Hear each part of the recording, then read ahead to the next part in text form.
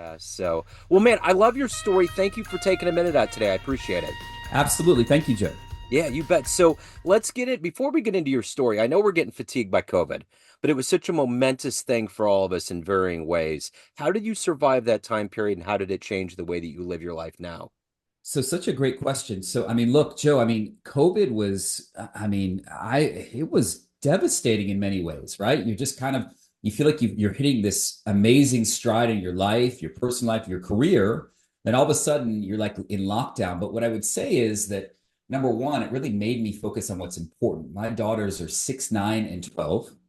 And my youngest, my 6-year-old, when COVID hit, she was like 2, right? So I just look back at that fondly, those days where I got to spend a lot more time with her. That was great, right? That was awesome. And part of our bond happened during that time that otherwise would not have happened. And I would also say, look, my business also suffered very much, not as much as someone that has a fitness studio or someone that just, but literally a situation where no one wanted to buy a franchise in February or March of 2020. Just, it was just kind of just went from really good to nothing. And it did come back 6 to 9 months or 12 months after, but it was really a hit in the business. So let's get to the heart and soul of what you do for a living. And you do help people find their dream avenue in life. So let's get to it. I'm going to put you in front of a bunch of third graders at career day, and one of the kids is curious and says, "Hey, what do you do for a living?"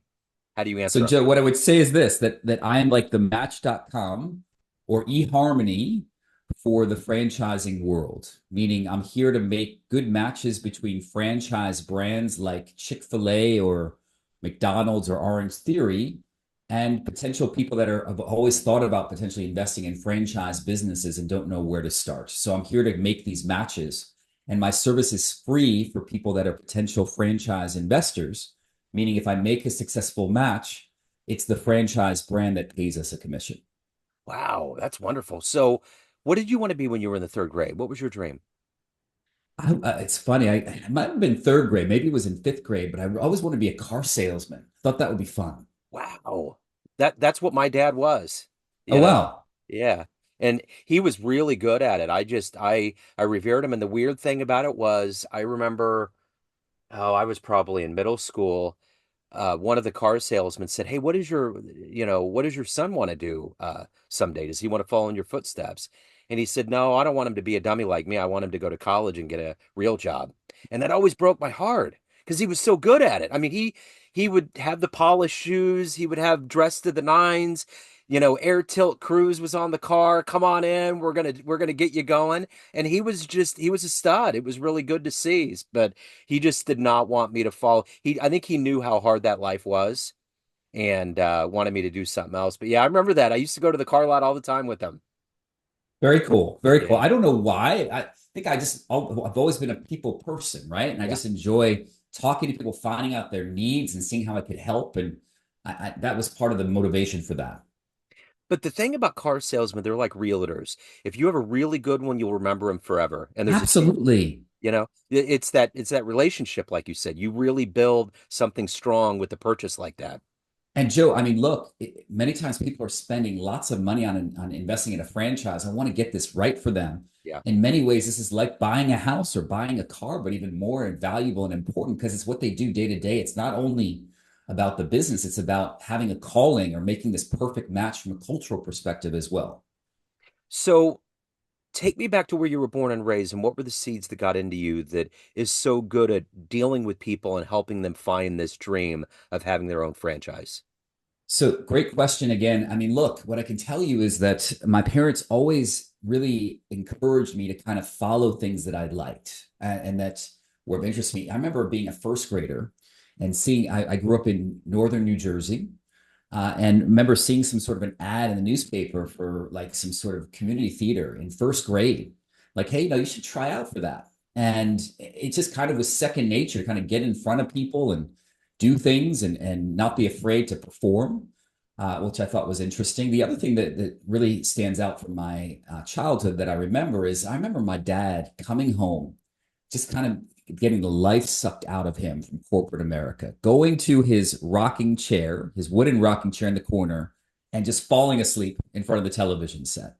And he's the kind of guy that would have really benefited from being in a franchise business, a hard worker, really kind of had this idea for freedom to be in business for himself while not necessarily being on his own, but just didn't know where to start, right? Probably not a kind of guy that could start something from scratch. So he would have been a great franchisee and seeing that as something that would have been a benefit for him. It's interesting what we learn from our parents by osmosis. It's kind of like what I was saying about my dad. Like, I realized, yeah, college is important and there was another way. And just like you, seeing the effects of what that, because I've been in corporate too, what that environment can do to you. Yeah, it just kind of, it gives you an idea of what you want to do with your life, I would imagine. Absolutely. So, talk to me a little bit about heroes. Who is that hero and inspiration that's been the fuel behind your drive and your career, Sen? So look, I mean, if I think about heroes, right? One guy that just kind of resonates for me recently, and this is kind of a generic choice, is I just think Mark Cuban's amazing. Just we're even his not his podcast, but his audiobook, how he started. Like just genius to me how he kind of figured out. He's like, wait a second here. There's this new thing called the internet, and I'm going to create this radio company for the internet. And just kind of figuring things out. Like even recently, he's like, hey, you should really, if I was someone that was 20 years old, I would go ahead and I would really figure out this whole Siri slash just this whole idea of audio technology because it's becoming more and more important and a lot of people aren't in it. I just think he's very innovative and interesting and just a very cool entrepreneur guy. What he's done with the Mavericks, even though I live in Houston, is a very fascinating thing as well. So, of all of the franchises and companies that you deal with and that you work with, what's a model of a company that exists on this business playing field that you admire from top down? The way they treat employees, their growth, what they deliver. Is there an ideal company out there? So look, Chick-fil-A is more or less sold out, right? It's a 1 in 20,000 chance to become a Chick-fil-A franchisee.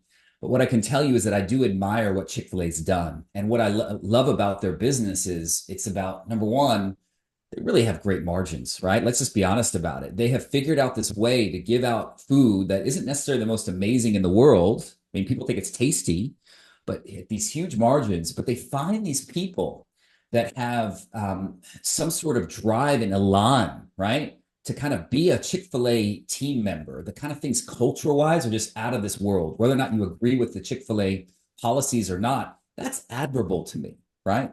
What been able to do and accomplish from a marketing perspective and from a culture perspective. You're totally right. I'm always amazed when I drive by. It's always packed. Everybody's happy.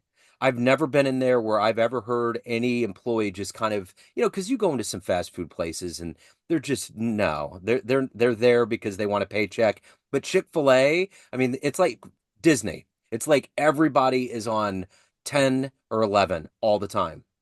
And Joe, I think someone said that culture eats strategy for breakfast. When I'm making matches for franchises, I'm looking for cultural fit, one and 1A and 1B and two. That's kind of the first thing I'm looking for.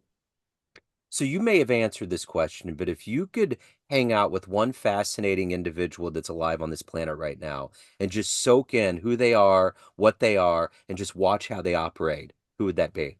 Okay, so I'm going to change that. I'm going to go to Richard Branson.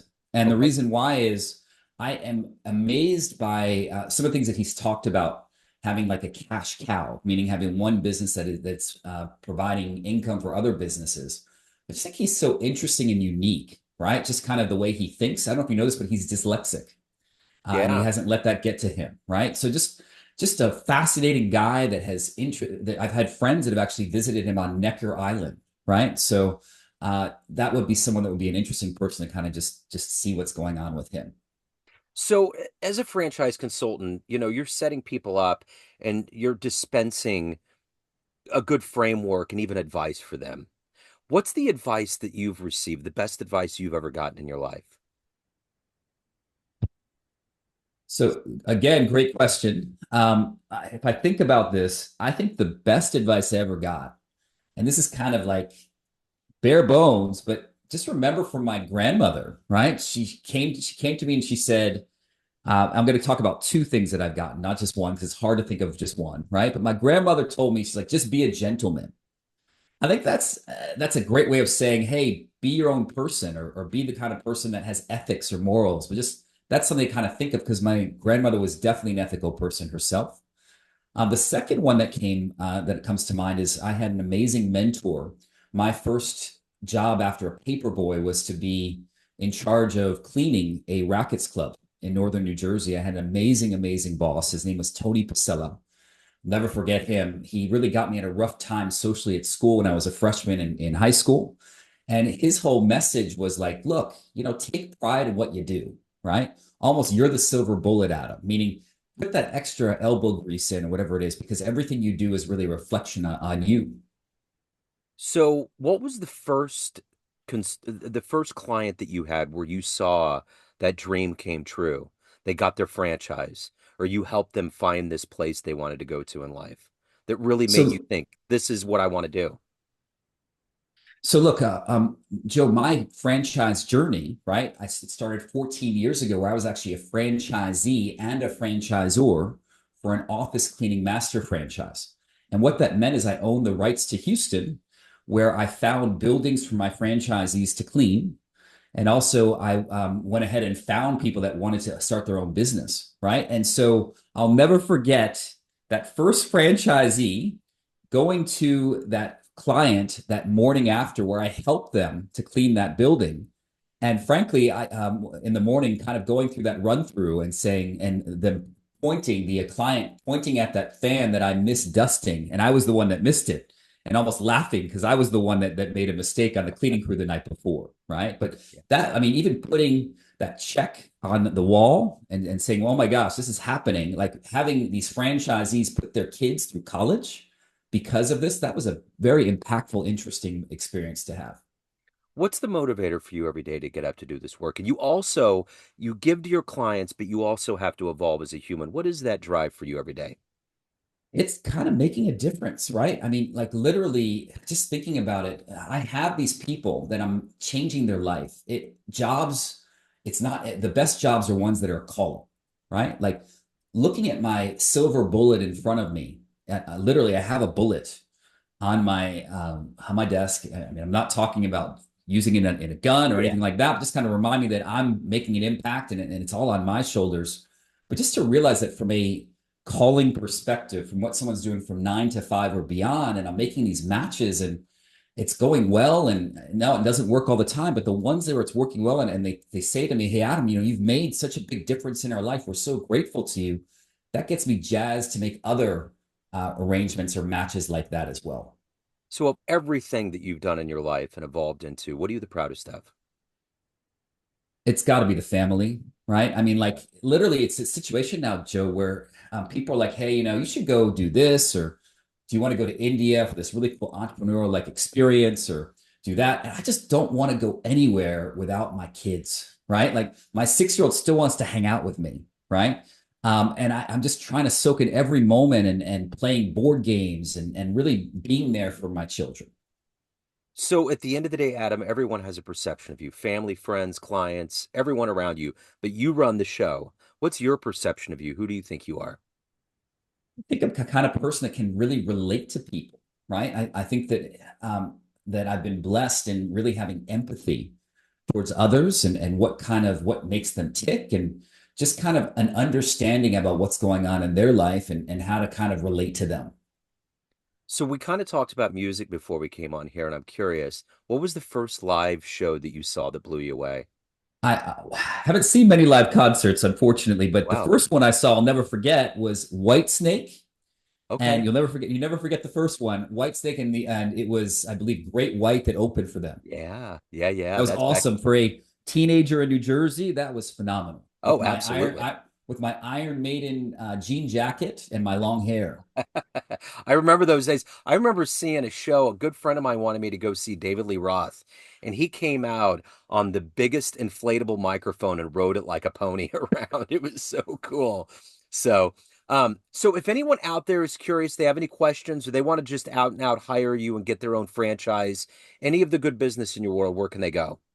So look, my service is free, meaning I promise to let you know if I don't think you're a good fit, right? But if you're interested in franchises, franchise curious, right? I had someone write me today say, "Hey, I'm curious about franchises, but a little gun shy." Go to my website, franchiseadam.com. Just to go ahead and to book a time. Alternatively, if you want to find out more info, just go to franchisecoach.net. There's also a booking link there as well. Excellent. Adam, this has been wonderful. Thank you, sir. Thank you for your positivity. Thank you for your story. Keep doing the great work. Thank you so much, Joe. Thank you. Take care.